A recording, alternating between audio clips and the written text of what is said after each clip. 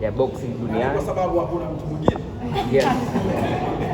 Na nilikuwa nataka tu kuzungumza kwamba kuna watu wamewekwa kapuni ambao utaweza kucheza nao siku hiyo, tuwajue kwamba watakuwa wanatoka hapa Tanzania au nje ya Tanzania. Lakini lingine nataka kufahamu tu kwamba vipi issue ya Harmonize na wewe ilikuwa ni fiki au yeye alikupenda sana kwenye hiyo issue ya boxing. Lakini la mwisho naweza kumkaribisha Agrey ambaye wewe umeweza kumsifia na kuweza kumpongeza kwa miujiza ya Mungu ambayo ameweza kuitenda. Je, tunaweza tukamleta kwenye boxing au la? Swali lenye tija ambalo naweza kujibu hapo ni la Agrey peke yake, sababu kimsingi sisi katika maisha yetu hakuna mzazi anayependa mtoto wake awe na sifa mbaya. Hata kama ataweza kumtetea mahali, lazima itamtesa akiwa kijana. Kwa hiyo kujipambania kutoka katika mtihani aliyokuwa Agrey sio kitu kidogo. Unaelewa?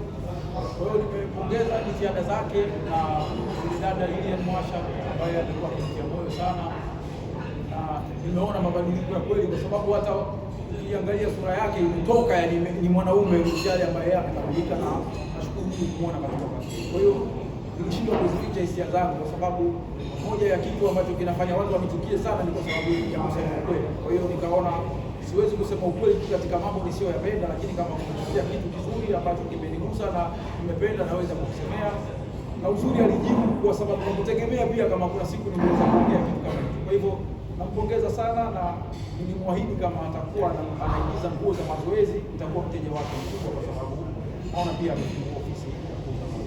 Kwa hiyo nimelipongeza hilo, na kunayo haki ya kila mtu kumpongeza kwa nafasi yake kwa kadri anavyoweza. Sio yeye, yoyote ambaye anaweza kufika hatua kama yake, kwa sababu kimsingi ukiona masuala yanayoendelea kuhusiana na ushoga hayakuhusu, yanapoongelewa ni kwa sababu ushoga labda hatoki kwa familia yako, lakini sio mtoto wa mama yako wala shangazi yako, maana hayakuhusu. Lakini akiwa yanakuhusu na ukifikiria kwa wewe bado unaishi, huwezi kuona ni sehemu ya vitu ambavyo basi kusikiliza watu.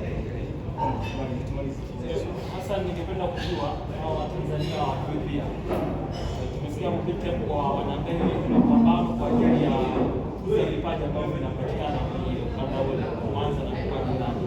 Kwa kama icon na vile vile ambaye mkuu wa hiyo fight, unatoa ahadi gani kwa bondia chipukizi ama mchanga kutokea ukanda ule atakayefanya vizuri? Kusema kweli siwezi kuahidi chochote, kwa sababu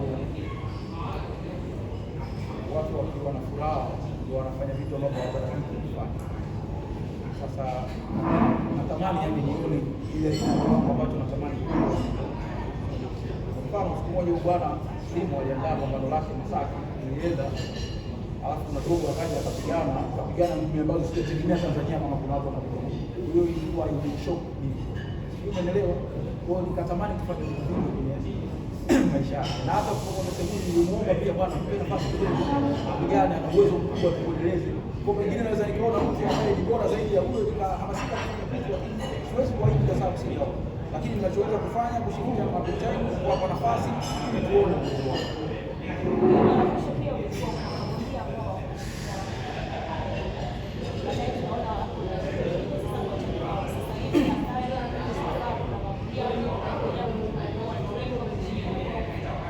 Nao maboksa wengi ambao wanafanya mazoezi kila siku, lakini kwa viwango vyao vya sasa hawawezi kuja, yaani sikuwezesha nao, lakini bado naona kwa nafikiri wanahitaji muda labda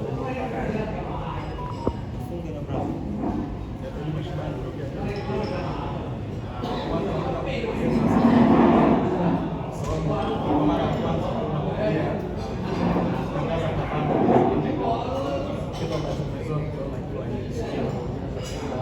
na hii imesababisha kuona pia sasa pia masimu wetu wanakuwa na sababu, kwa sababu unaona kwa miezi 6 bondiana kwa mapambano matatu.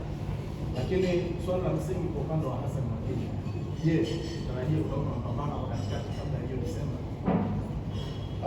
Sitarajii hivyo, na hata waliponitafuta promota Semunyu wakati tunazungumza, kuna ndugu yangu mmoja anaitwa Haji kwa Mwanza kwa na mpango wa kufanya pambano kubwa, lakini tulikuwa tunapanga siku wala mwezi, ilikuwa ni katika maongezi. Kwa Semunyu aliponifuata tukazungumza kuhusiana na hili swala, ilikuwa inaleta ukakasi sana hata kuamua unapigana na nani, kwa sababu na muda mrefu hakuna mtu ambaye angekubali unless kwa bondia kama mimi ambaye sio lazima nipigane ndio niweze kuishi maisha yangu ya kawaida. Kwa maana mimi nimekuwa tayari kufanya hivyo kwa sababu huwezi kumfunga mtu kwa muda wote. Kwa hiyo nafikiri tutavuta subira mpaka mwezi wa 12. Ikiwa kunatokea chochote sawa, lakini kwa sasa focus ni kwa sababu unao uwezo. Na mfano mwingine hayo ambao unaweza kukomesha swali lako ni kwamba kwenye familia mara nyingi wazazi wanapolea binti anaruhusiwa sana ajitunze, maana kutotumika sana ndio kunapandisha thamani yake kwa kumtumia. So ilikuwa na maana hii ni kutokupigana kila wakati, kwa sababu imefanya hamu kubwa ya mashabiki zangu na timu yao ni kutaka kuniona mimi sasa. Sometimes na post nimefiwa, watu waniambia pole, wanaambia unapigana lini wewe, bora sisi tumekaa tu. Hiyo ndio nilikuwa naitaka, na ambayo bona mimi mashabiki zangu watakuwa na wakati mzuri sana wa kitu kinachokuja, na wataalamu wanasema chakula kizuri hakiivi kwa moto mkali. Kwa hiyo nataka maandalizi ya polepole ya muda mrefu ili niweze kuja kufanya kitu kikubwa tarehe 26 ya Agosti.